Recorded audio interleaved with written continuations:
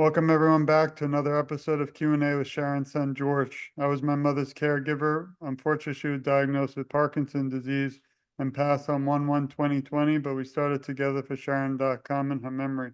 Obviously, the show is more geared towards Parkinson's, but in the last few years, I've actually kind of shifted to everything. So Alzheimer's, dementia, everything, because I want to care for all of them. And today's guest, somebody who's really not just making an impact on my life, but on society and so many people who actually are in need, but she also shed light on a topic that I'm excited, but it's kind of sad at the same time to talk about because, with my mother, she actually made us swear she wouldn't be put in a home. And there were days where I was telling myself I have to, because I just don't, I'm not prepared. I can't do more, but we didn't end up doing it. But I do always curiously wonder what if. So I want to welcome you, Susie, not just to the show, but to the family, because you've been so incredibly supportive of me and our journey, and so many with Alzheimer's fighting it, and even the Parkinson's community.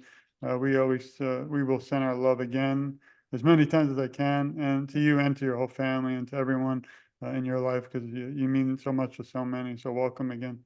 What a beautiful thing to say. Thank you. I really appreciate it. Uh, I think that Parkinson's and Alzheimer's, they have a lot in common in the fact that it's both diseases are misunderstood. Both diseases have a lot of stigma against them and fear, and there's just a lot of ableism against those kinds of diseases that primarily, start in older age. So they're sort of lumped into that, pot of ageism as well. So I think that, a caregiver is a caregiver, right. And so, but in particular for Parkinson's and Alzheimer's, there's a lot we're fighting against, not just helping our loved one, but we're having to like school people as we go along. And that's super difficult and a lot of responsibility. I appreciate it. I want to get into some important things, but maybe you could tell us a little bit about your background and your journey before we really kind of concentrate on the incredible documentary that you created. And you've also done so many other things that are so important. So obviously the documentary is fresh and new, but there's also so much like your show that I'm also grateful for being a participant on. Thank you. Yeah, I'll do it quickly. Here's the Reader's Digest version. I that's a book from like 1,000 years ago. It was a mag. I know. I'm just telling the younger folks. So they did little snippets of articles, so it was like fast reading. It was like scrolling back in the old days. Okay, so basically, what? The Cliff Notes. Cliff Notes, there you go. Yeah, so I am a filmmaker, but my mom was diagnosed with Alzheimer's 16 years ago. Well, before she passed away, which was in 2022. So she lived with it for 16 years. I adored her. Like you say, your mom was your best friend. My mom was my best friend, and I have two daughters who are also my best friends. But my mom, we were a tribe, and I just adored her, and only wanted the best for her. And I knew nothing about Alzheimer's. It took me a long time to really figure it out and how to navigate that disease, because I had every, stereotype in my mind as well. And I made every mistake in the book. And I finally figured out that I had to lean into her world and not into my world, and bring her back into my world. And I also figured out that I couldn't cure it, which was surprise, I'm not going to be able to cure this. So I'm going to have to figure out how to navigate it and make the best of this journey, and make it, as quality and as lovely as it can be, because it's not listen, no disease is lovely. So I ended up making a short film about 7 years ago called My Mom and the Girl, with Valerie Harper, who played Rhoda on Mary Tyler Moore, and she plays my mom in it. It's a short film that really I call a joyous look at Alzheimer's, and it really resonated with a lot of people. I wanted to show my journey, a day in the life of when my mom lived with me, and what it was like, and how we leaned into it, and how there were so many gifts and joy and gems to find when you do lean into a disease, and you find out what are the strengths that are still there, and and that the essence of the human being is that it will always be there. And that took us to Cannes and took us all around the world, and we won awards, and and it was lovely, and it's still getting recognition to this day, you know, and we were just featured or spotlighted, as they call it, on Dementia Spring, which is an organization that spotlights artists who you know, highlight dementia really, and really try to change the stigma of it. So we feel very proud of that project. But then you cut to 2 years ago when my mom had to go into nursing home, and my mom was in a 5-star nursing home here in Los Angeles. And during COVID, my mom was spiraling down. Her health was like out of control, and I didn't know what was going on. And I couldn't, and it didn't matter that I stopped doing everything and was advocating for her on a daily basis. I couldn't save her from a horrible end.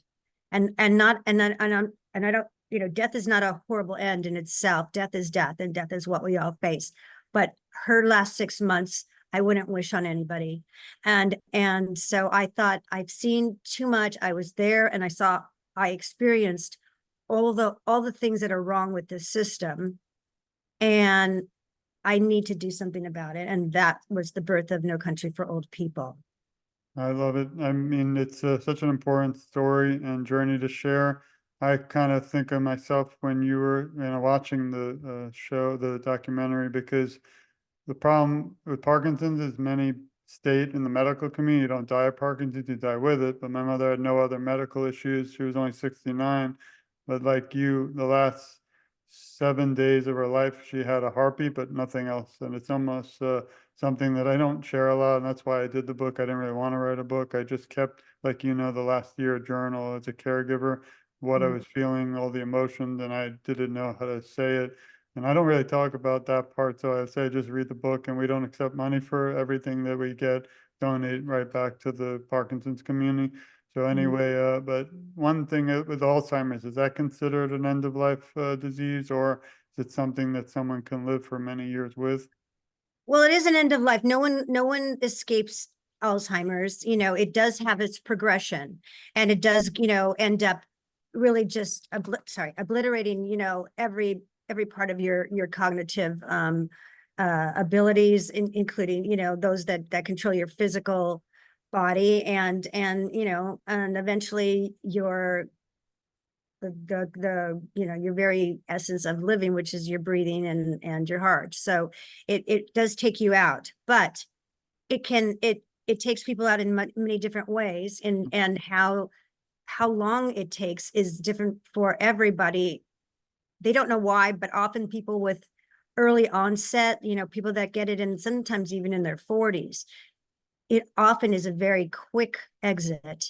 And I don't know why. And I'm sure that they will figure it out. I'm not gonna guess. You know, I have my instinct on it. I think that, you know, there's something that, you know, when something shifts that fast, you know, then something else is going on to propel it to continue so quickly. Whereas, you know, the one that sneaks up, because I really believe my mom's, and I know that everyone says, you know, Alzheimer's starts 20 years before you even know you have it. So I started noticing things of my mom in her 60s, you know, that I started seeing changes. So, but I think, you know, when you're getting it in your older age, it's I've noticed it's a much slower progression.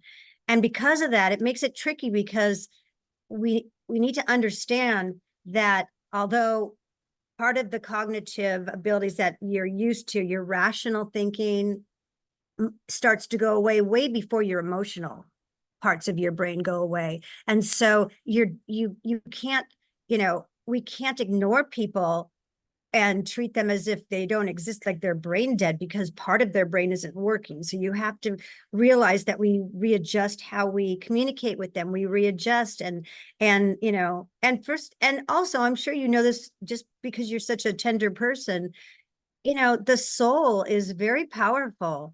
And the soul, that's why my podcast, Love Conquers Alz, it really is about my mom was given so much love. Like she was vibrant, even when she lost her ability to articulate, she was articulating, believe you me. I mean, she was laughing, she was swooning, she was kissing and hugging and loving. You know, those are all those are all, those are your emotional sides of your brain that are still functioning and are still enjoying life. Like my mom was enjoying life. And so it's just a new normal. And so yes, it is a death sentence, but so is life. Yeah. Well, I appreciate you sharing that. One thing I wish we had more was awareness, and that's why, again, I think you're a hero to so many because you're raising these issues that are so important, and some don't want to talk. I notice a lot. I even don't get asked to speak at a lot of places, and that's okay because I don't have the time. I work too much. Yeah. But I notice, we have the beginning, middle, and end of life, like we've talked about, but a lot of people don't want to talk about the end of life because even though it's reality, they just kind of put in the closet and close the door. And I find I currently don't have Parkinson's. I'm no longer a caregiver of someone living with it. But there's a third category of people like us who lost a loved one due to disease. And a lot of these, and I love them all, but a lot of major organizations don't have a place for us. They don't even seem to want to really even allow us to be, I don't know about you, but me, to be a voice, which is why I'm proud of Together for Sharon, because even though I don't want it to be a foundation, it's kind of, we made our own channel, like in a way, so I Yeah, couldn't do this. absolutely. But again, I just so grateful for all that you do. One question, as I'm going to now share some of your incredible work, but maybe you can touch on, and this might be tough, so you don't have to remember, you're just here, you don't have to answer, but what was it like in that moment, like I felt when you had to make the decision to put your mom in a home? Because I know it's not easy. Like I had that with I felt like it was a good guy and a bad guy on my shoulder, and saying, she said, don't let her, but I can't handle, I'm just curious at that Mhm. moment if you can share with us what Oh, you. sure. I mean, a lot of people, since I've been advocating for, nursing home reform, will say, well, why did you put your mom in a home? Like I would keep her at home. And there's a lot of, grandiose thinking that, oh, well, as somebody gets older, that's your mom and she took care of you. Well, it's different when someone has a progressive disease and they start and their body begins to break down and there's acuities, there's major acuities that happen. So when someone loses their mobility and they're also incontinent and they're also starting to, not be able to communicate, let's say they're having issues breathing. A lot of us aren't, we first of all, financially, we can't pay for it Right. because especially when someone has a long-term disease like my mom who had a very nice nest egg, but after 16 years of having to, not be able to work and then have only a certain amount of money, your money runs out. It just will, unless you're in the 1%. And so when you get to, a level of that where you're on Medicaid or Medi-Cal here in California and Medicare, they really don't support home care the way they should. And that's the problem. So when someone has a lot of comorbidities and high acuity, you're forced to put in, to get the professionals that can take care of your loved one the way they need to be taken care of. Some of them need, like when you have someone who's immobile, sometimes you need a Hoyer lift or you need two people to do that. Well, if you don't have another person to do that, and that's not like, oh, I can call a friend. No, this is every day, 24/7, right? So if they have to go to the bathroom or you want to get them outside or whatever the case may be, you cannot do it on your own. So your hand is forced. There's nothing like being at home. Like that is the best if we could do that. And that's why I want reform so that, that our programs like Medicare and Medicaid will cover 100% 24/7 care like they do in nursing homes so that someone can age in place. That is the best. It's a hard decision. And like I said, my mom was in a 5-star facility that I supposedly was, here in LA that had a 3-year waiting list. And I did everything I could to get her in there. And I thought she was in a good place. And I talk about it, in my documentary, I talk about how, I show me, a whole montage of me saying, I can sleep at night. I feel so good. Like I did the best thing I ever did was get my mom in a 5-star facility. I'm like, oh my God, I can sleep. And who knew? Who knew that our systemic crisis, it wasn't, it was an equal opportunity crisis. It hits every star level there, it hits all our homes. So, yeah. you bring up some important points. They don't talk much about it enough, but financial burden, we spent about $12,000 a month for the last 6 months because my mother, due to the medicines and just Parkinson, it destroyed her gut and her stomach. Like it seems Alzheimer's is similar, and she didn't sleep. So we had to around the clock care. Plus, I'm a male, which, as you probably know, male caregivers for some reason is rare, which I didn't even know until I was asked about it. I always Yeah, thought, but so I couldn't do the female type things, and I love my mother, having privacy too. So, but then absolutely. we had to fire, Dignity, yeah, dignity. Yeah. we had to fire hundreds. I mean, Florida might be a great state for something, but we had to fire several companies who had staff, females or women, but not a lot of them didn't speak English. They didn't even know what Parkinson was. My goal was that she wouldn't fall because on top of Parkinson's, dementia, and the hallucinations and delusions were even worse some days than the Parkinson's. So it was just like a balancing a juggle act, and seems very similar to, that's why I do think so many need help. I glad we didn't do it, but I do think I would have needed it. I don't think my mother would have made it through COVID. So in a way, it was oddly ironic on 1/1/2020 she passed, but it was, tough. So again, I'm so grateful for your story. One thing I do want to point out to all the listeners, that Susie is probably one of the most sweetest, kindest people I know, and she gives us time. I always joke and say I'm like the little guy, and you still make so much time for Oh people. my God, no. Like, I know we reach like 50,000 people now, which I don't know how or why, but like Wow, it's good for and you. we love all of you out there, and but we don't want anything in return ever except a cure for all of these diseases. And Amazing. I wanted to now shift, and it sounds funny, but IMDb is literally one of my favorite websites in the world. I was kind of saddened to be off the topic when Netflix stopped the DVDs, because I'll always be a DVD person. I'm not a streamer. So we used to sit for hours. That's all I did for fun. Because when you watch a movie or documentary, it kind of takes you out of your life for 10, 20 minutes or an hour. And Yes. I live for movie. We have our own movie theater we built because I don't go out. But Oh my God, and that's so amazing. then they stopped it, so now I can't find anymore. I gave up. But anyway, I wanted to point that out because you're on here, and to me that's pretty damn cool. So, Oh, well, thank you. but Yeah, I used to have I started up, I didn't, who knew I'd be an advocate, and I had no idea, like, I'm Pollyanna, but yeah, I started off in doing yeah, children's shows and CBS, and I wrote the movie Bratz and Soul Surfer, and I was like mainstream. oh, I love movies, I love TV, I just love writing and producing and directing. So, well, if you and don't I used to mind, be an actress too, so there's some acting credits in there. I'm not an actor. I only play one on only play one on TV. But maybe if you don't mind, I'd like to play. It's a short clip of the film. Is that okay with you? Sure, Let's go sure. ahead. If you can't hear it, just let me know because this is the technology. That's my mom, the year she lived with me. The year I call my best and my worst. But either way, she's the love of my life. Bitch! I know you're in there. I knew she was getting worse, It's 4 in the morning. Where are you going? but I was not sending her to one of those places. You have to put me in a home and live your life. Oh, you're going. Oh, not yet. You're not ready. Baby, don't you worry about me. Okay, I wasn't ready. But what could be better than living with people you know and love? Who's your friend? Annie, does this look like a nanny? And having the best caregiver in the world. Orlando! For you, nanny, yummy, yummy. Come on, let's go find your pajamas. Hello. Just figuring it Sure. out. Sometimes you gotta fight through the bad days. What's your problem, gorgeous? Me? Yeah. Honey, you don't want to go there, trust me. What's yours? She's sick. Like hell I am. I am not sick. But after the bad days, What's not to love? come the best days of your life. Baby, don't you wait for me. Nanny. What? You are my best friend, you joke? I'm very wealthy.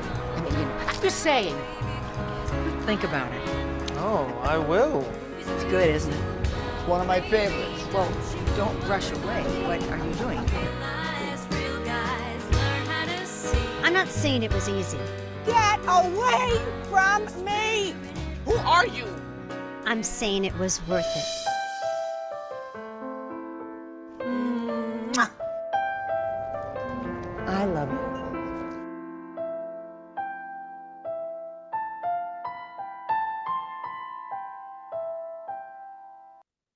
I don't know how we follow up. Maybe we should just, end. Okay. Aw. That's beautiful. Yeah, I mean, Love it so much. yeah. Thank you for sharing that. That's our trailer to My Mom and the Girl.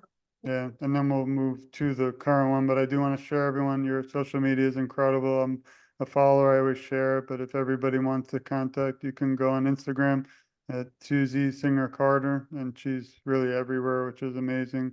Also, probably won't be, maybe if we have time at the end here is the most important thing today. I subscribe and like, but No Country for Old People. I always think of No Country for Old Men, which is a little more Yeah. violent. Yeah. As an attorney, I wonder if you ever have legal issues with that, but I guess if you Oh, change. no, you can, it's, titles, you can't really, there's titles of the same movie over and Yeah. over again, but this is a takeoff on that, obviously, so, yeah. And then this is, I mean, you're all over, which I love his for the original movie and article.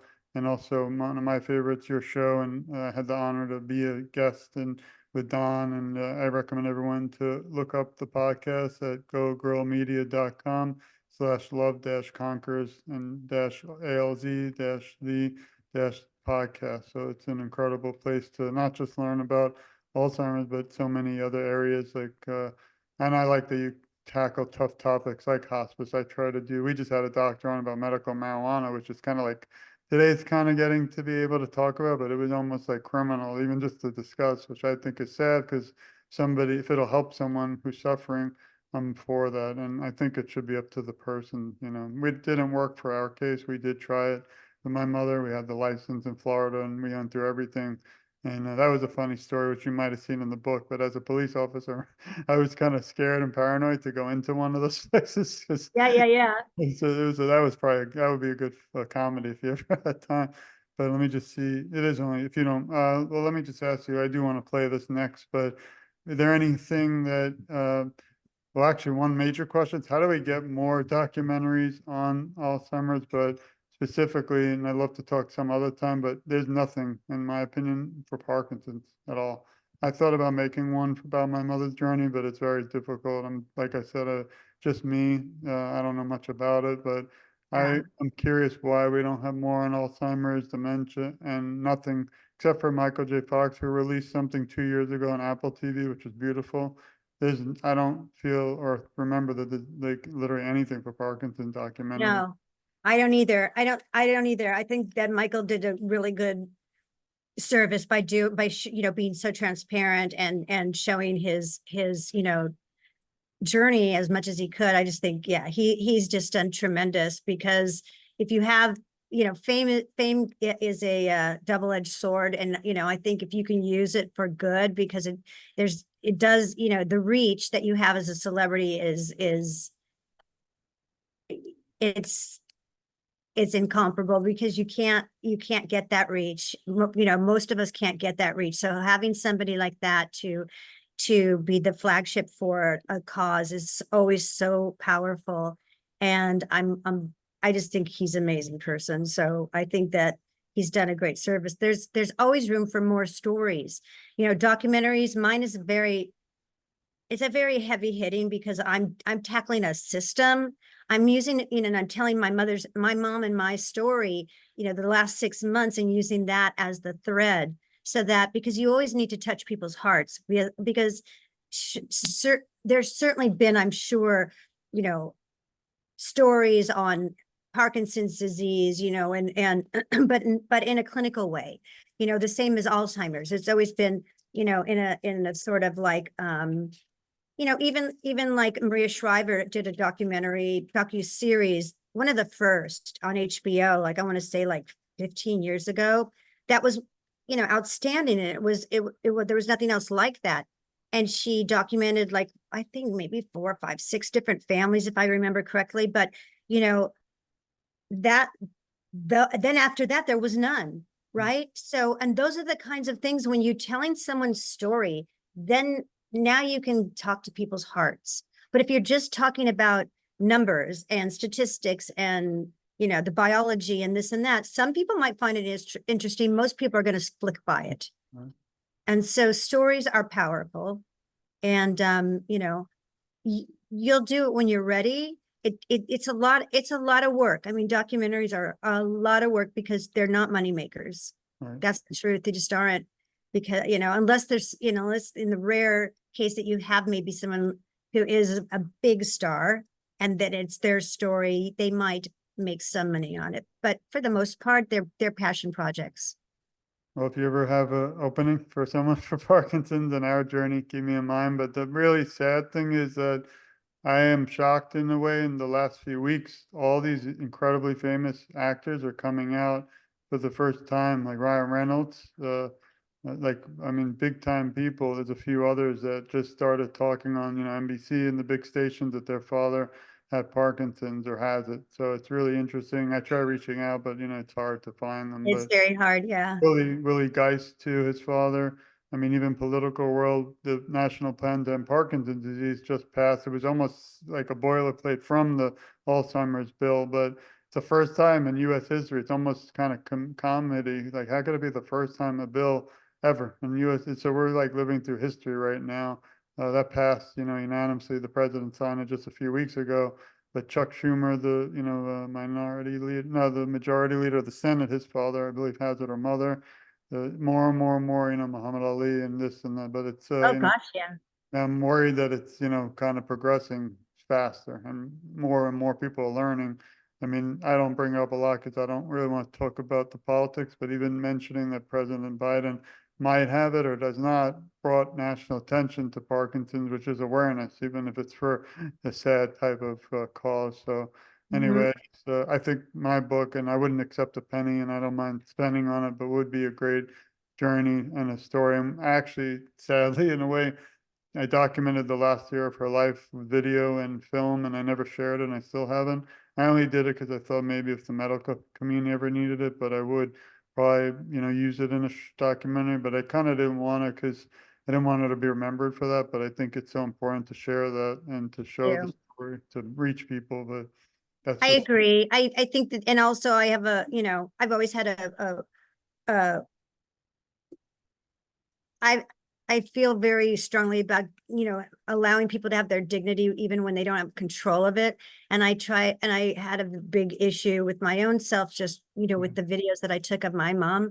And, and there's just some things that are so important. I wouldn't exploit my mom. I wouldn't do anything that, would be gratuitous. That's just not me. And I've passed on other people who have asked me to go, because I sort of became a name in the Alzheimer's community, and I would see documentaries where I just felt they were so exploitative, and I felt sorry for the subject. And I don't think that does us a good service, because all that does is just make it more scary and really, turn people away from wanting to know more. They want to know less, right? So you really, I mean, it's a tricky line of how much to show and how much that you don't show.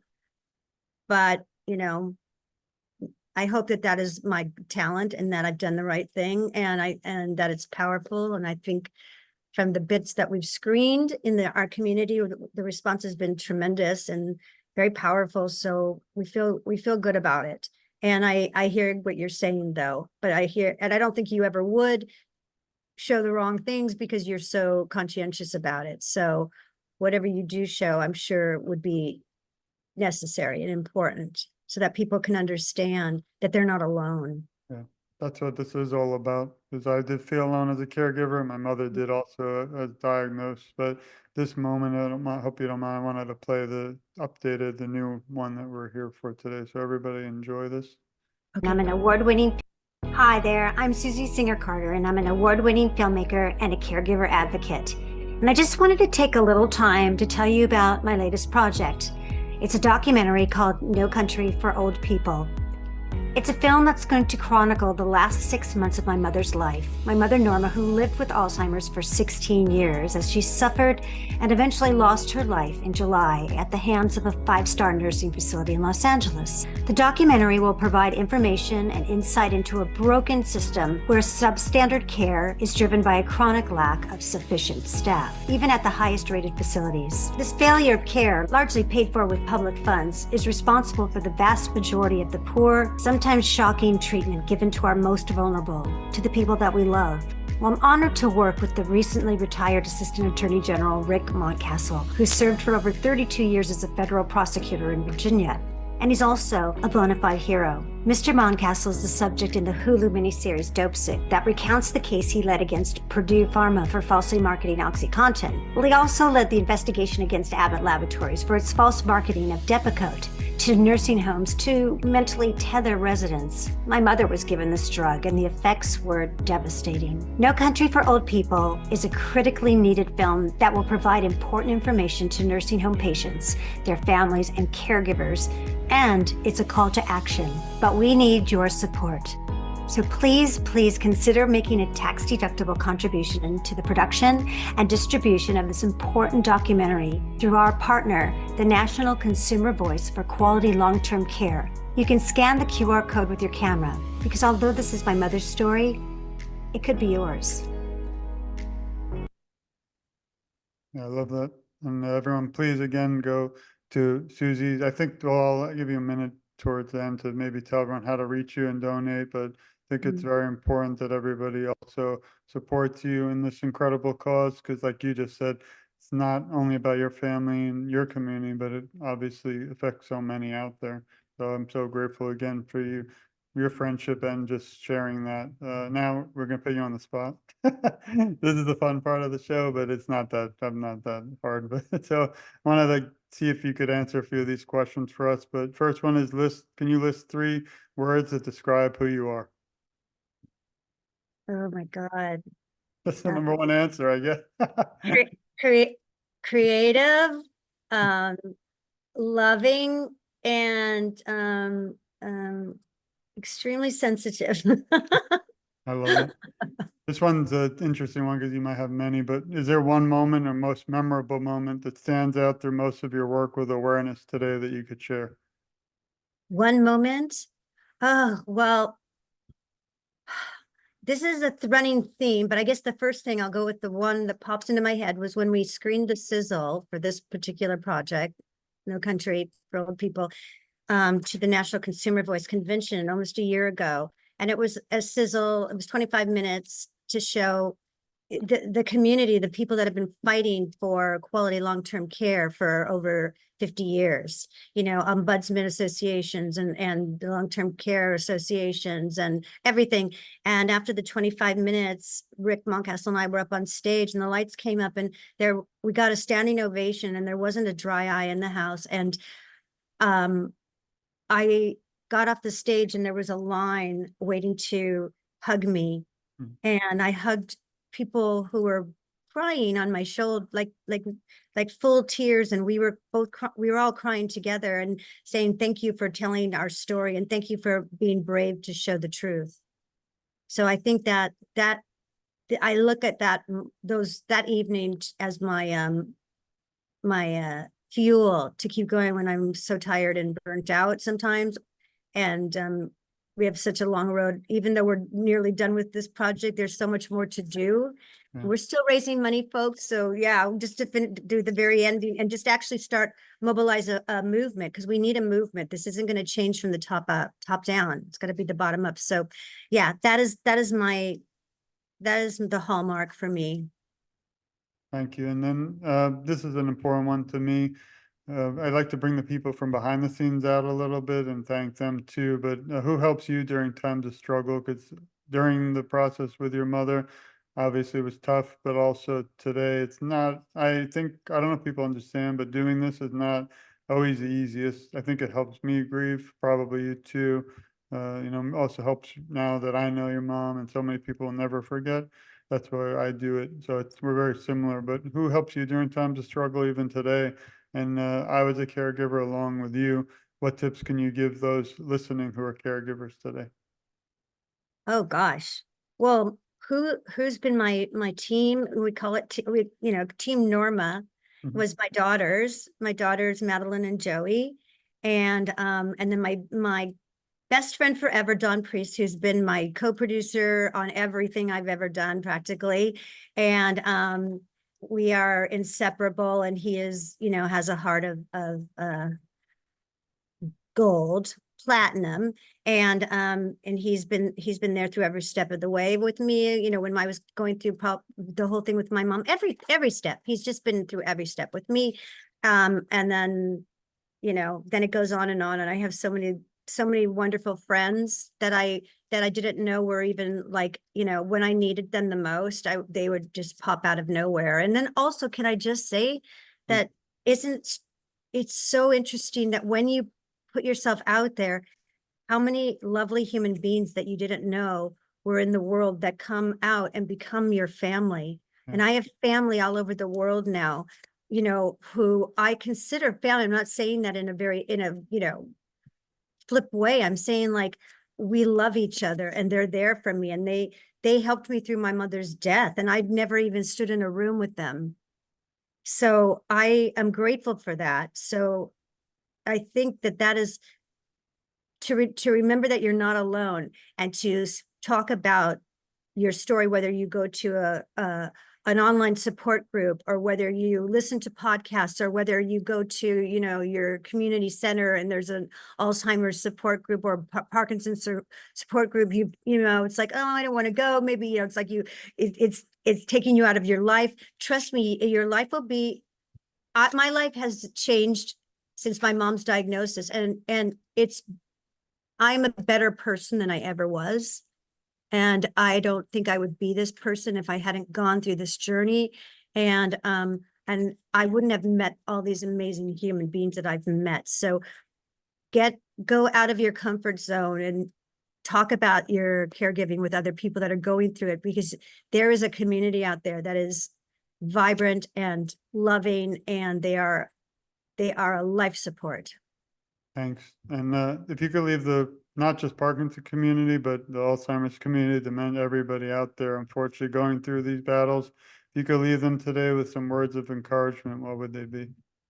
Well, gosh, I would just have to reiterate what I just said. Like, I know that the not the whole thing, but I know that this journey is awful, and it's hard, and it's not what you wanted. Nobody wants this. I didn't want my mom to have Alzheimer's. I didn't want to go through this kind of journey. It derailed my career in the middle of, like, a lot of good things happening.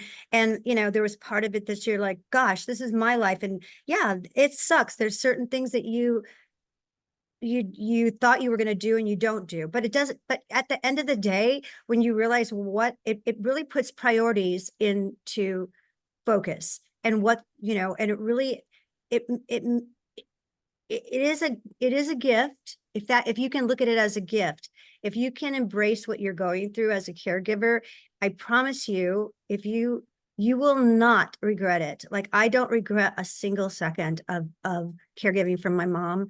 I miss her. I miss her little face. I miss, I used to feel so fortunate even when she was at the nursing home, because I think, oh, I'm so lucky I still get to go and see her while other people have lost their parent. I get to go and cuddle on her and sit on her lap and schmooze her face and kiss her all over, and make her laugh. And that was a joyful thing to me, and here I am helping other people. And that's what better in life. There's really nothing more important, because we're all the same. We're just human beings. It's equal opportunity. Disease is equal opportunity, doesn't discriminate. So any of us could get Parkinson's today, and any of us can get Alzheimer's or cancer or anything else that takes us out of our life. It's by the grace of God, go all of us. So, and if we are the one that is the caregiver, then lean into it, and you will get the most incredible gifts. I promise you. I appreciate it. And how can everyone listening reach you? And was there any other words you wanted to bring up, or topics we didn't get to? There's so many. Well, first, let me just say, please, if you can spare any kind of donation to help us finish this project. We are at the end of it. We are mobilizing a movement that will help to really get these bills that are so important passed, because there's a very strong nursing home lobby that, uses a lot of their financial power to stop and keep everything status quo. And we really we have the power as a collective to make changes, but we need to make our voices loud. So if you can go to nocountryforoldpeople.com and you can donate there. It's all tax deductible. we're a nonprofit production through the National Consumer Voice for quality long-term care. They're our fiscal sponsor. And when you go to our website, you can, share. If you see any of my posts, Susie Singer Carter, I'm everywhere. You can find me. And you can also find out how to join our movement and help us out. We want to do a national movement. It's so important because nursing homes are for everybody that is vulnerable. And it's not Alzheimer's. It's not just Parkinson's. It's everybody that cannot function on their own. And, if we live long enough, we all may be there, and we don't want to at the way they are now. So we need to change it now. Thanks. And I have a message for you and everyone listening. We love you. We support you. We care a lot about you. And Susie said, you're never alone. I, along with Susie, will advocate for you. And I feel together our voices are so much stronger. And I always say I'm just getting started, because before I met you and learned about what your incredible mission is, some days I felt like giving up too, because it's not like, some days I feel like a truck drove over me because I do a lot of this. But then I see you and you inspire me, and I get up even from the hospital bed this summer and 3 times, and I think about all those people still fighting and battling something even more important than even a little back pain. So I'm just so grateful for your time, your friendship, and for the time today, because I was so excited to finally get an opportunity to, talk. We talked before, but to talk again one-on-one, and it just means the world to me and so many. So thank you again. Thank you. Vice versa. Thank you. And I'm glad you're feeling better with your back. I've been there, as you know. I told you that when you were in the hospital. So We'll have to do a show on back next. I'm not writing a book on back pain, because people want to read the book that you do not get the surgery, not the one that you have to get. So, but I really appreciate it. And please, everyone out there listening, please support Susie. And also thank you for joining us for another episode of Q&A with Sharon's son. This doesn't end here. I always say we have to keep sharing this really forever until we find a cure for Alzheimer's, dementia, Parkinson's, ALS. I mean, unfortunately, the list continues, but we're all trying our best. And I feel that if everyone listening, supports Susie and her project and shares this show, someone out there might, find that was sitting there that moment feeling alone, and now realizes they're never alone. So thank you again, and more to come, everyone. Thanks for listening, and sending our love also to you, Susie, your family, and the whole crew out there. Without them supporting you, it means the world to us too. So thanks again. thank you. Thank you so much. Thanks for having me, and loved it. Thanks.